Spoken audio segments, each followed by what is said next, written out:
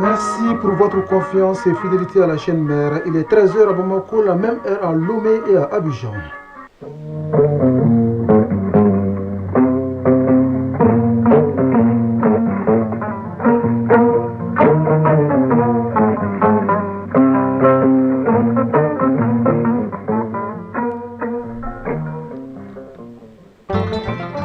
Mesdames et messieurs, bonjour et bienvenue dans cette édition, la deuxième de Mali Actualité, au micro Fatou Djabi. Et Brahma Traoré, merci de nous choisir pour vous informer les titres. Une année se termine, une autre s'ouvre avec de belles perspectives pour le Mali. Pour 2026, le président de la transition annonce des chantiers visant à améliorer le quotidien des Maliens et à renforcer la sécurité du pays. L'intégralité de son message de Nouvel An à suivre en début de cette édition. À l'international, les messages de Nouvel An ont une saveur politique, économique, judiciaire et sociale. Les grandes lignes de l'adresse de certains chefs d'État dans une vingtaine de minutes.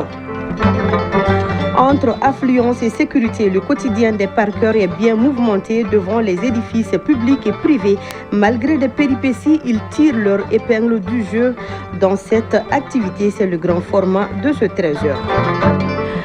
Elle menace la cohésion sociale, la sécurité et mine l'économie nationale. On parle de la corruption qui fait perdre au Mali des centaines de milliards de francs CFA. La chronique judiciaire revient sur ce phénomène aux multiples visages. Voilà pour le sommaire. Nous sommes jeudi 1er janvier 2026. Mesdames et messieurs, bonjour et bienvenue dans ce premier 13 heures de l'année. Je le disais au sommaire, une année s'achève, une autre commence. Celle de 2025 a été riche en événements. Dans son discours du Nouvel An, le président de la transition rappelle les faits majeurs. Brahma Traoré. Oui, Fatou Djabi, le général d'armée Assimi Goïta souligne également les défis rencontrés et annonce des belles perspectives pour 2026. Je vous invite à suivre l'adresse du chef de l'État.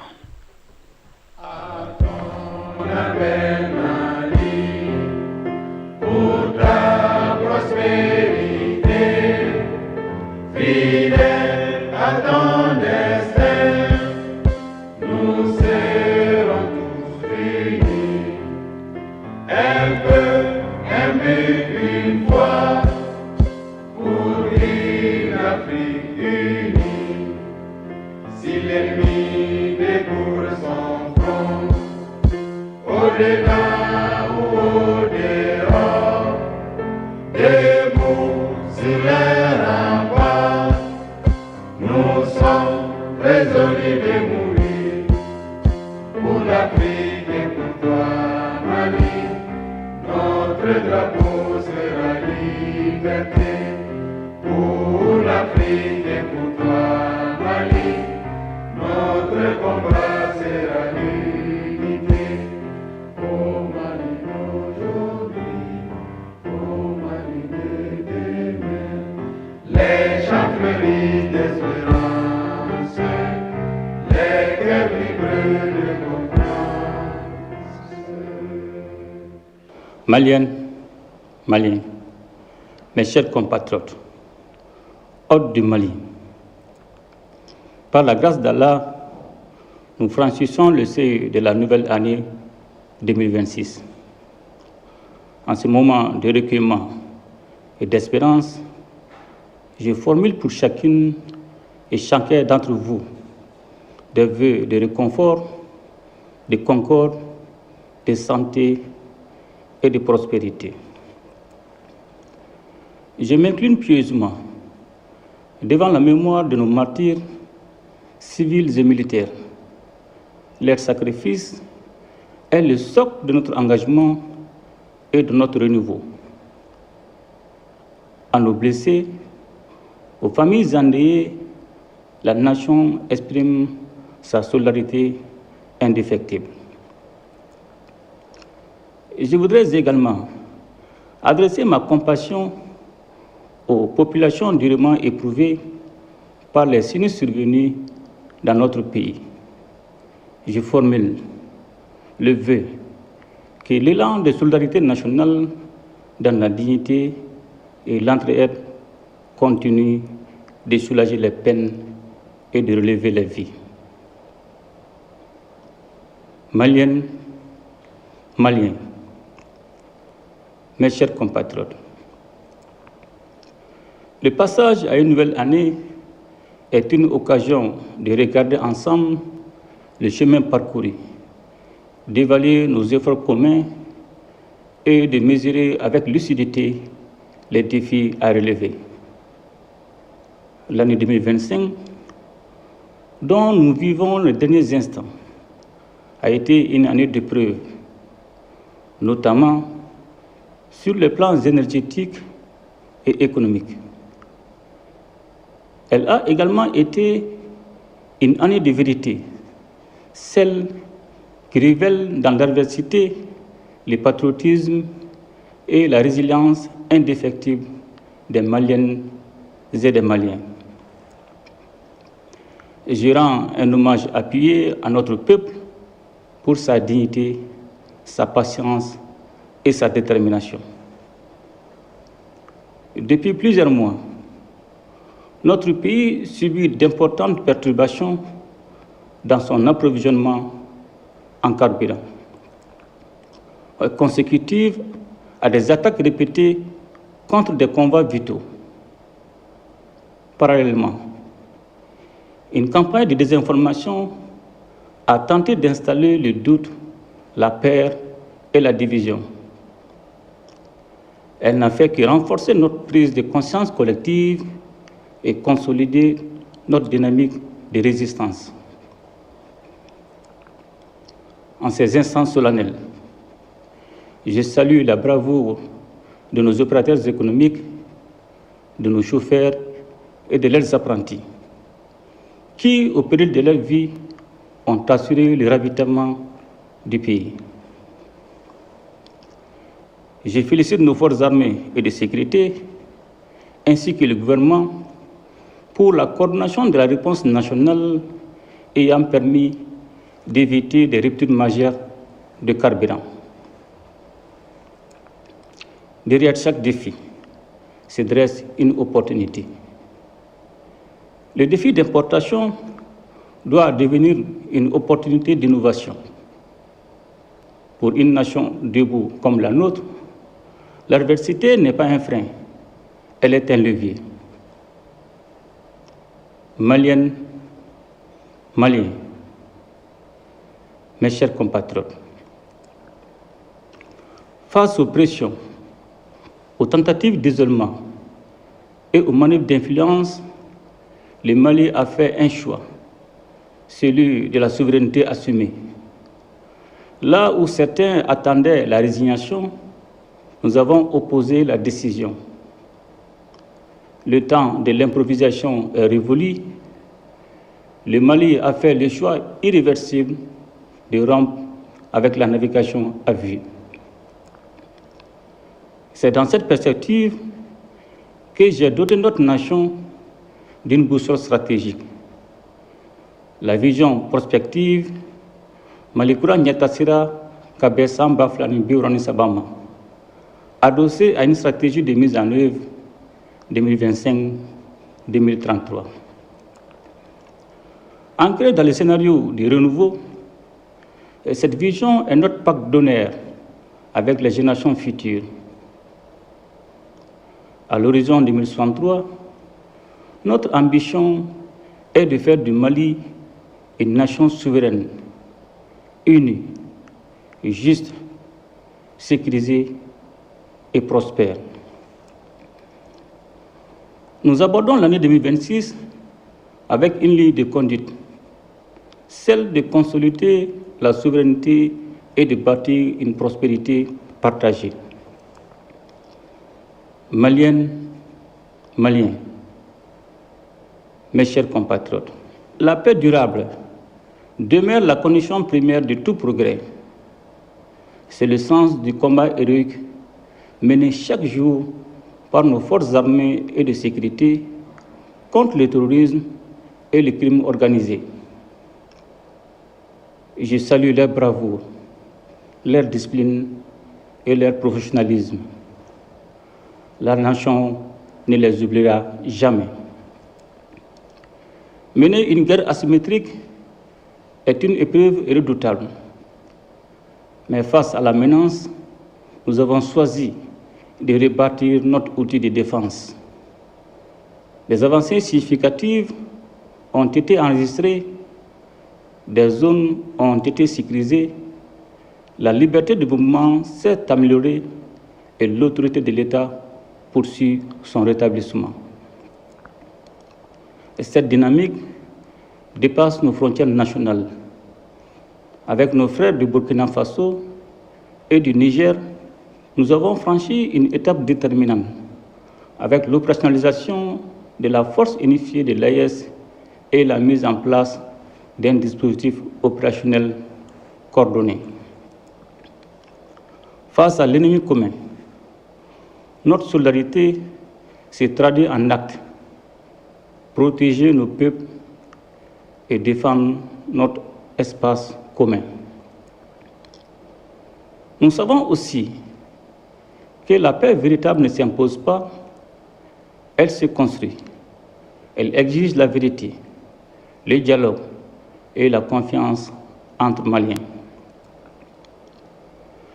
L'adoption de la Charte pour la paix et la réconciliation nationale marque une étape décisive, celle d'un processus de paix endogène porté par notre volonté collective. Dans ce cadre, une nouvelle phase du programme du DDRI a été engagée avec un recrutement spécial et la réinsertion des milliers d'ex-combattants, notamment à Ménaka, Kidal, Mopti, Ségou, Gao et très prochainement Tombouctou. La mise en place de l'Observatoire pour la paix renforcera durablement cette dynamique. En tirant les leçons des processus de paix antérieurs, il apparaît clairement que les solutions maliennes sont les plus viables pour le Mali. Maliennes, Maliens, mes chers compatriotes, si la souveraineté militaire garantit l'intégrité du territoire, la souveraineté culturelle protège l'âme de la nation.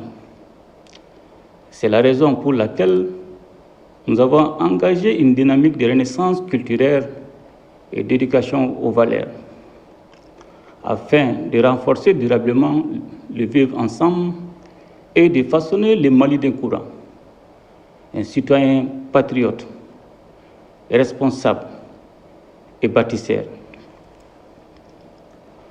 L'officialisation de nos langues nationales et la valorisation de nos légitimes traditionnelles ne sont pas du folklore.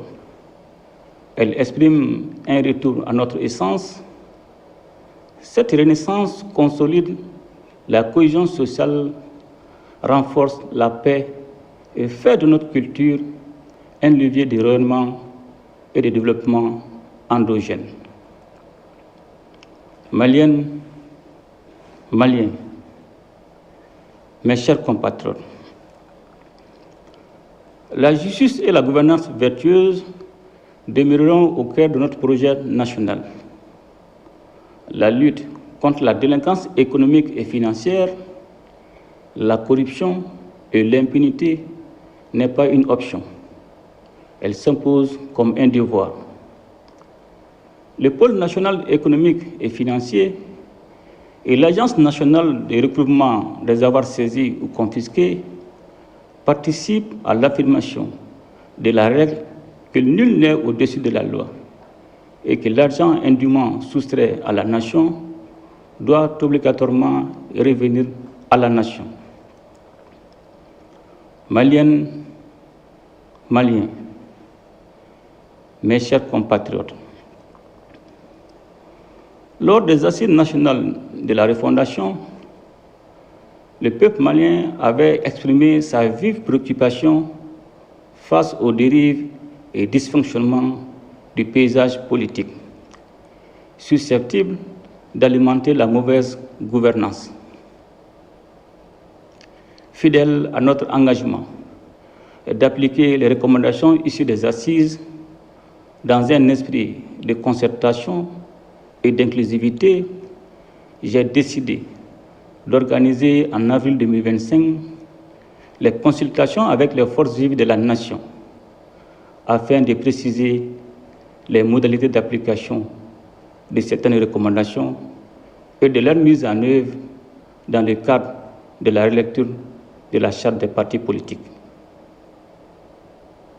À l'issue de cette rencontre, les participants ont notamment recommandé la dissolution des partis politiques afin de repartir sur des bases plus saines et plus justes et de faire l'audit des partis politiques. L'année 2026 ouvrira le sentier des concertations nécessaires autour de l'avant-projet de loi déterminant les conditions de formation et d'exercice des activités des partis politiques, prévu à l'article 39 de la Constitution. Maliennes, Maliens, mes chers compatriotes, malgré les différentes sanctions imposées depuis 2020 et les contraintes sécuritaires, notre économie a démontré une résilience remarquable par une croissance soutenue, une inflation maîtrisée et une dette soutenable. L'État a assuré ses dépenses essentielles et le retrait du Mali de la liste grise du GAFI en juin 2025 a renforcé la crédibilité de notre signature. Nous avons consenti des efforts importants pour protéger le pouvoir d'achat, notamment par des subventions ciblées sur les denrées essentielles et l'énergie. Nous poursuivrons cette dynamique avec discipline, efficacité et transparence. À travers des programmes dédiés à l'entrepreneuriat et à l'emploi, des dizaines de milliers d'emplois ont été créés, redonnant espoir et perspective à notre jeunesse. Parallèlement, la modernisation de l'administration financière se poursuit, notamment par la digitalisation des recettes publiques afin de renforcer l'efficacité de l'État et la transparence au bénéfice des citoyens.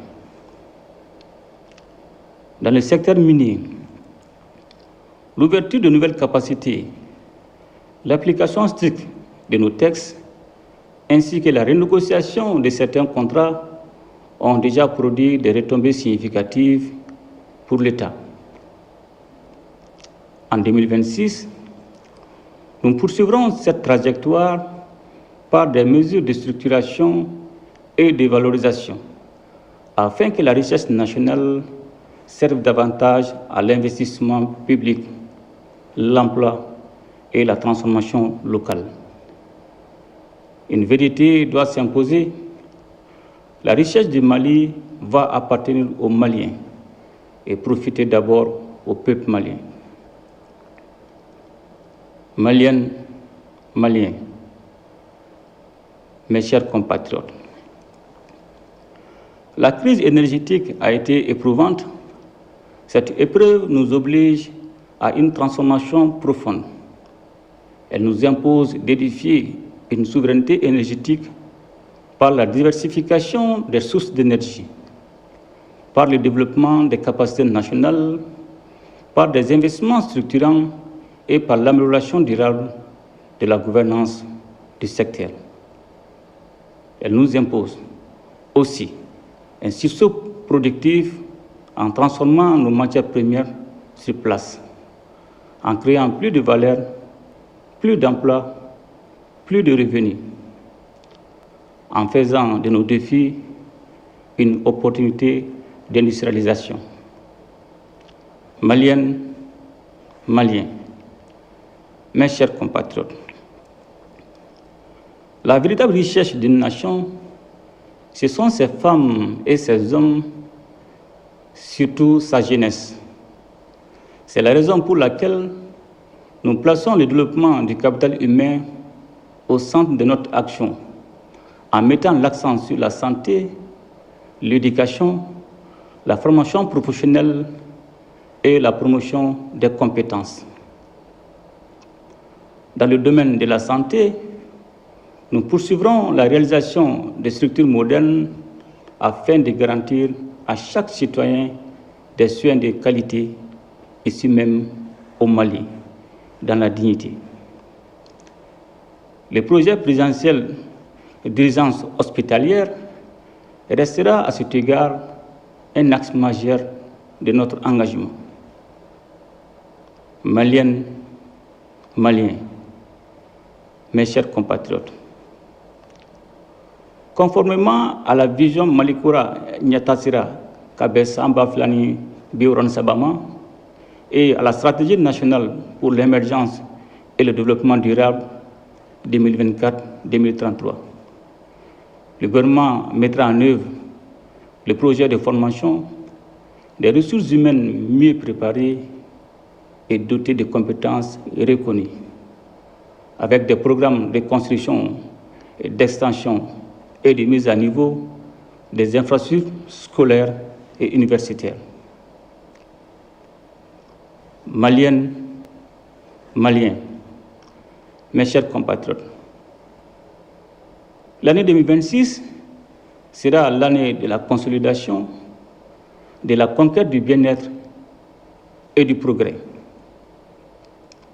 Je vous souhaite à chacune et à chacun une bonne et heureuse année 2026, dans un Mali apaisé, réconcilié, stable et prospère. Ensemble, nous ferons le Mali Koura, qu'Allah bénisse le Mali et protège les Maliens. Je vous remercie. À ton appel, Mali, pour ta prospérité, fidèle à ton destin, nous serons tous unis. Un peu, un but, une foi, pour une Afrique unie. Si l'ennemi découvre son front, au-delà ou au-dehors, debout sur les remparts, nous sommes résolus de mourir pour l'Afrique et pour toi, Mali. Notre drapeau sera liberté pour l'Afrique et pour toi, Mali. Notre combat sera l'unité.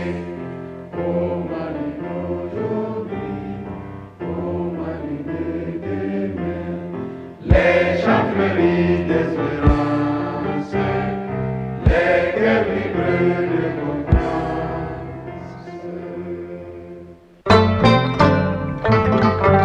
Vous venez de l'entendre, le président de la transition salue la résilience du peuple malien et rend hommage à l'armée pour sa détermination à combattre les forces du mal. Même tonalité au Burkina Faso, où le capitaine Ibrahim Traoré rend hommage aux forces de la défense et de la sécurité pour les succès enregistrés dans la lutte contre le terrorisme. Il évoque notamment la reconquête de plusieurs villages par les FDS. Au Togo, le président Faure Gnassingbé estime que dans une république, des choses doivent être stables, la continuité de l'État et des institutions. C'est pourquoi, dit-il, il est resté à la tête de l'exécutif. Au même moment, en Côte d'Ivoire, le président Alassane Ouattara met également en avant la stabilité institutionnelle et la continuité du pouvoir. Il a félicité les Ivoiriens pour des scrutins présidentiels et législatifs qu'il qualifie de transparence et crédibles.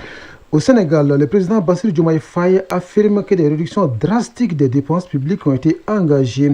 Il annonce également que les réformes de la justice interviendront en 2026. L'adresse à la nation constitue un rendez-vous institutionnel majeur puisqu'elle permet au président de la République de dresser le bilan de l'année écoulée, de fixer le cap et d'annoncer les grandes orientations à venir. Les Guinéens, de leur côté, sont restés contre toute attente sans message présidentiel pour clore 2025. Au Gabon, le général Brice Clotaire Oligui Nguema souligne que 2025 a été l'année de la légitimation par les élections. Il félicite les Gabonais pour l'avènement de la 5e République après l'organisation d'élections législatives, sénatoriales et présidentielles. Et au Cameroun, le président Paul Biya remercie la population pour sa confiance et annonce mettre en place un gouvernement dans les jours à venir.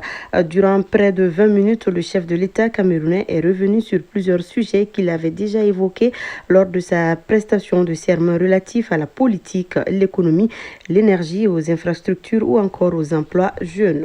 Au Tchad, le président Mahamat Idriss Déby Itno exhorte les magistrats à redorer le blason de la justice du pays. Justice souvent accusée d'être inférieur au pouvoir politique et miné par la corruption, en vous engageant résolument pour la séparation effective des pouvoirs et l'indépendance de la justice à travers notre retrait du Conseil supérieur de la magistrature. Notre seul objectif est de renforcer la justice comme socle de notre nation, a-t-il déclaré. Au Congo, le président Denis Sassou Nguesso évoque longuement l'élection présidentielle prévue en mars 2026. Un rendez-vous aussi sensible que déterminant pour le chef de l'État congolais qui appelle à une élection apaisée. À la veille, il a été investi à l'unanimité candidat du Parti congolais du travail au pouvoir. Madagascar, le président de la transition, Michael Randrianirine, annonce plusieurs mesures, notamment la construction du débarrage hydroélectrique, des routes et l'installation des panneaux solaires. Des annonces dans un pays où les urgences sociales restent nombreuses, parmi lesquelles les délestages à répétition, les coupures d'eau et la corruption, les principales doléances de la jeunesse auxquelles le président malgache dit commencer à répondre.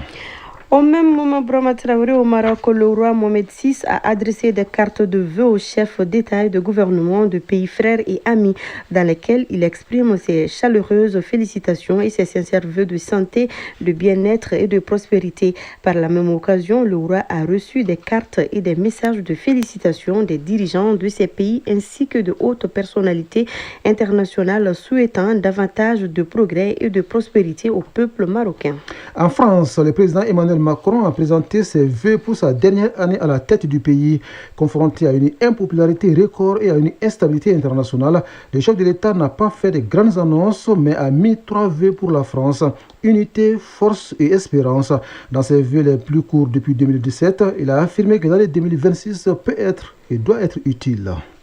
Et pour boucler ses vœux présidentiels en Chine, le président Xi Jinping souligne que l'année 2025 marque l'accomplissement du 14e plan quinquennal du développement économique et social. Durant les 5 années écoulées, dit-il, l'économie chinoise n'a cessé d'enregistrer de nouveaux records et pourrait atteindre cette année 2026 140 000 milliards de yuan.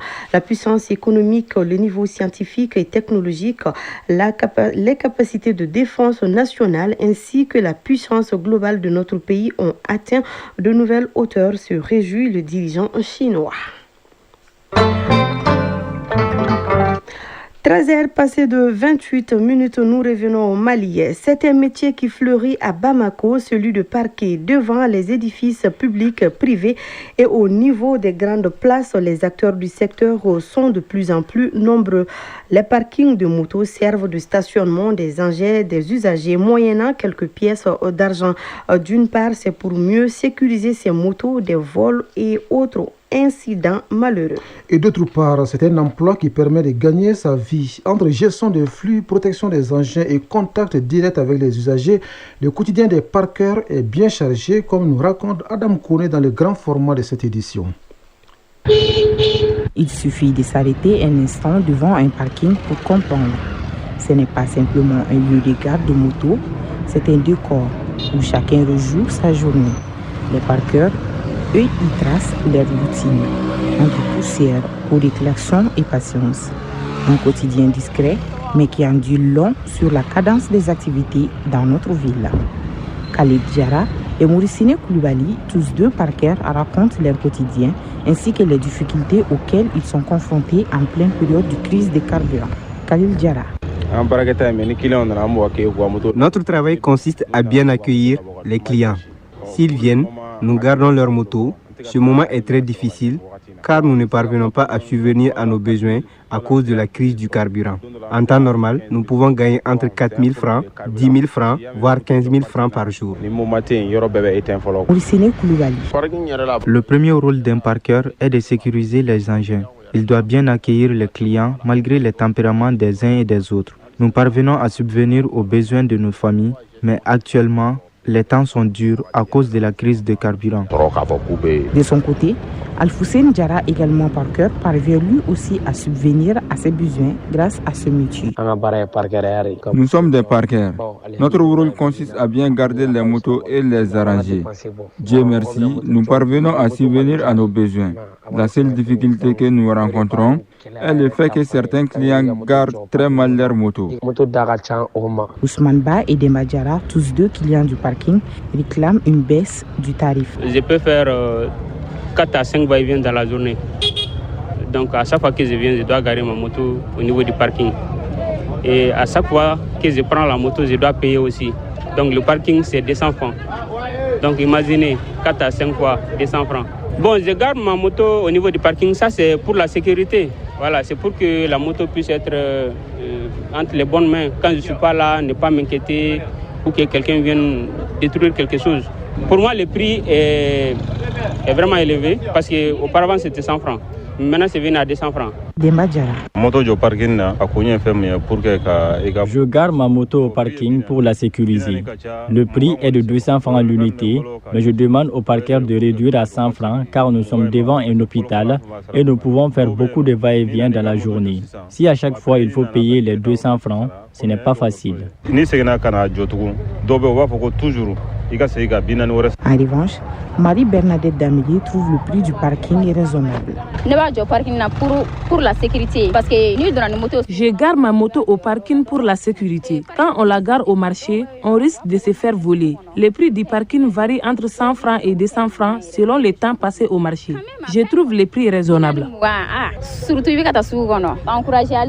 Contrairement à l'opinion publique, les parqueurs ne versent aucune taxe aux services fiscaux à la fin du mois. Non, nous ne les prenons rien du tout. Omar Kanté est directeur à l'Institut supérieur des techniques économiques, comptables et commerciales. Mais seulement lorsque une moto se perd dans la cour, pendant que c'est eux qui doivent garder cela, dans le contrat, il est dit qu'ils doivent payer. C'est ça qu'on nous dit. Deux, encore, on les a demandé que chaque mois, qu'ils donnent 10 000 francs au bureau des étudiants pour alimenter leur bureau. Quand les rues se vident, leur mission s'achève, mais leur rôle, lui, ne s'arrête jamais. Demain, les parqueurs seront encore là, dans un silencieux d'un désordre qui commence.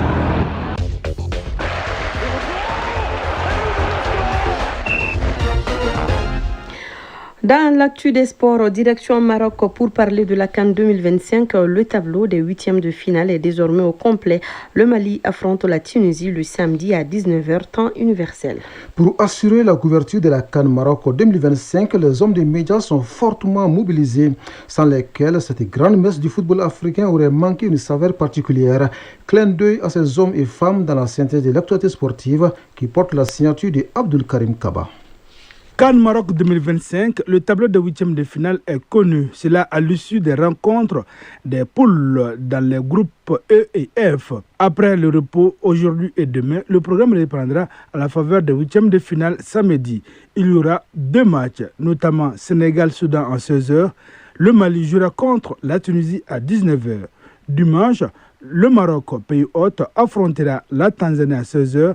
À 19h, l'Afrique du Sud en découdra avec le Cameroun. Lundi, l'Égypte sera face au Bénin à 16h. À 19h, le Nigeria sera opposé au Mozambique. Ces huitièmes de finale prendront fin mardi avec les oppositions Algérie RD Congo à 16h, Côte d'Ivoire Burkina Faso à 19h. Restons toujours au Maroc. La CAN Maroc 2025 se passe avec les hommes des médias venus d'un peu partout à travers le continent et ailleurs pour être des témoins et faire revivre l'événement dans les différents médias. Un de nos envoyés spéciaux, Isaac Tchenou, s'est intéressé à la presse dans cette CAN Maroc 2025. La CAN au Maroc est aussi marquée par une grande présence de journalistes sportifs maliens et étrangers. Chacun, selon ses ambitions et orientations, couvre la compétition et s'avertit à faire résonner les échos de la CAN dans les médias. Omar Baba Traoré, président de l'Association des journalistes sportifs du Mali, AGSM. L'objectif de ce déplacement, c'est la mission initiale adressée à la presse sportive, à la presse de façon générale. Il s'agit de la couverture médiatique de cet événement continental.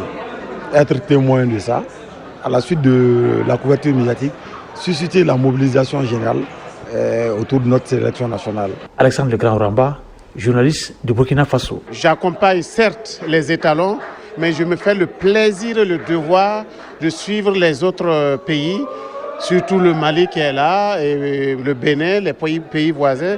Et quand le temps me permet, je vais sur tout stade. Ce que je constate, c'est d'abord les infrastructures. C'est une compétition qui, sur le plan infrastructurel, est bien partie, mais sur le plan de l'affluence, il y a quand même quelque chose à redire parce que les stades ne sont pas pleins. Un travail qui ne va pas sans difficulté. Oumar Baba Traoré, président de l'Association des journalistes sportifs du Mali, AGSM. Une CAN particulière, d'abord le nombre de qualifiés plus le nombre de participants plus le calendrier. Initialement, la CAN s'est jouée en janvier-février et nous sommes en décembre-janvier et surtout avec un climat qui n'est pas du tout favorable aux Sahéliens. La particularité, il y a l'application Yala qui est une première dans l'histoire de la CAN où il faut passer par l'application Yala pour faire la demande d'AEVM, l'autorisation électronique de voyage au Maroc, aussi pour avoir un numéro Fan ID. Alexandre Le Grand Ramba, journaliste sportif du Burkina. C'est vrai que lorsque j'ai aperçu justement cette exigence de la part de la CAF, c'est une nouveauté. Déjà pour remplir, c'était compliqué. Et si vous avez constaté, c'est maintenant sur place qu'on nous donne les tickets. Certainement, c'est pour faire plusieurs filtrages afin de ne recevoir véritablement que les vrais journalistes qui sont accrédités. Même si des difficultés existent, la fête reste totale au Maroc pour les amoureux du ballon rond. À la 35e CAN au Maroc, Isaac Chenous Mandaou, Taïb Adjabakoui, Oumar Traoré, Saïd Bomelamine Diarra pour l'ORTM. Chronique judiciaire. C'est une hémorragie qu'il faut stopper pour ne pas compromettre le développement. La corruption dont il s'agit impacte négativement la cohésion sociale et la sécurité collective, un phénomène qui fait perdre au Mali des centaines de milliards de francs CFA. Fatou Djabi. Oui, Brahma Traoré, des sommes qui pourraient servir à répondre aux besoins essentiels et vitaux des populations. La chronique judiciaire de ce jeudi s'intéresse à la pratique aux conséquences multiples. Elle est signée Garibou Pérou. Elle ne fait pas toujours de bruit, elle n'annonce pas son arrivée. Pourtant, partout où elle s'installe, la corruption laisse derrière elle des ruines. En ville comme à la campagne, au sein des administrations publiques comme dans les entreprises privées, elle agit souvent à visage découvert, défiant les règles et les institutions. Ce détournement de pouvoir exercé au profit de quelques-uns compromet l'intérêt général et fragilise les fondements même de la société. Draman Yakouba Diallo, directeur du projet LUSEG. Les conséquences de la corruption sont multiples. D'abord, si vous prenez sur le plan social, la corruption aggrave les inégalités. Elle entrave le développement social. Elle diminue les capacités de l'État à fournir des services publics de qualité aux communautés, notamment sur le plan de l'éducation, sur le plan de la santé, sur le plan de l'énergie. La corruption est pour beaucoup dans cela. Et sur le plan de la sécurité, la corruption diminue les capacités de réponse à la sécurité au niveau du pays. Si vous prenez le plan de la cohésion sociale, les tensions que nous avons au niveau communautaire sont très souvent dues à l'insuffisance des moyens d'existence. Nous avons besoin de plus d'infrastructures, que ce soit au niveau urbain ou au niveau rural. Et le simple fait qu'il y ait beaucoup de compétition autour des ressources qui sont disponibles fait qu'il y a beaucoup de tensions. Et ces tensions peuvent s'aggraver, aller de simples discussions jusqu'à des affrontements et même parfois des conflits armés. Comparable à une pandémie moderne, la corruption ne connaît ni frontières ni secteur. Routes inachevées, écoles délabrées ou plutôt sous-occupées. C'est un fléau devenu pour beaucoup le mal du siècle qui fait fuir les investisseurs. C'est la mère de tous les maux. Un pays qui est qualifié de corrompu attire très peu d'investissements. Et quand il n'y a pas d'investissement, il n'y a pas de développement possible. La corruption revêt de multiples visages, pots de vin, abus de pouvoir ou favoritisme. Face à ces fléaux, il faut une mobilisation collective. La corruption se manifeste de plusieurs manières. D'abord, ce qui est très fréquent, c'est que les populations se retrouvent face à quelqu'un qui a un pouvoir qui lui est conféré par la loi. Et cette personne abuse de ce pouvoir pour extorquer de l'argent ou d'autres avantages qui sont indus, que nous pouvons rencontrer tous les jours à tous les niveaux. Il y a d'autres manières où vous allez trouver de surfacturation des services qui ne sont pas rendus mais qui sont payés. Tout ça concourt vraiment à la corruption. Au-delà de ça, au niveau des recrutements, vous allez voir que quelqu'un qui n'a pas le niveau se retrouve à un poste, alors que ceux qui ont le niveau, qui le méritent, n'y ont pas accès, juste tout simplement parce que la personne a quelqu'un qu'il connaît et que cette personne a un pouvoir. Et ce pouvoir lui permet d'opérer des irrégularités. Véritable cancer économique et social, la corruption ronge la société de l'intérieur, affaiblissant l'état de droit et creusant les inégalités. S'engager à combattre ce poison silencieux, c'est bien plus qu'un acte civique. C'est un combat pour la justice, la transparence et la dignité humaine. Merci Garibou Pérou. Ainsi va l'actualité en ce jeudi 1er janvier 2026. Cette tranche d'information vous a été servie par Fousseni Sissoko à la mise en onde. À la mise en ligne, Badji Touré, c'était au micro Fatou Djabi. Et Broma Traoré, le plaisir était pour nous de vous servir. Et par ma voix, toute l'équipe de cette édition vous souhaite une très belle et bonne année. Surtout, n'oubliez pas de prendre soin de vous, car chaque heure de vie est une chance et chaque jour est une grâce. Que la grâce d'Allah nous accompagne tout au long des 365 prochains jours.